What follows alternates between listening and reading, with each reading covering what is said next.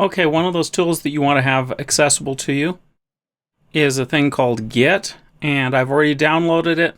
So all I have to do is go and run it. You can also run it from the browser down at the bottom if you're using Chrome, but otherwise it's in your downloads directory. And I believe I picked all the default options, so I'm just going through next, clicking next for each thing.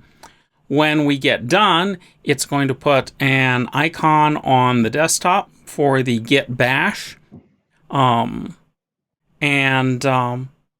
Yeah, it's just a matter of sitting here clicking through all the stuff and letting it do the install so that we have a copy of it. Most of Git is done from the command line. There are GUI tools for it. None of them are complete, and I just use the command line stuff to access it. So at this moment, I'm kind of like speeding things up with a little bit of time travel. It's actually going faster for you than it was for me when I did this on this computer. But yeah, kick this into high gear here and install like crazy. Okay. It's only about 4 times as fast as it actually is on the computer.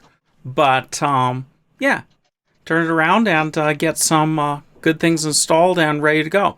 And as soon as it finishes installing, all you have to do is do finish, and there we are.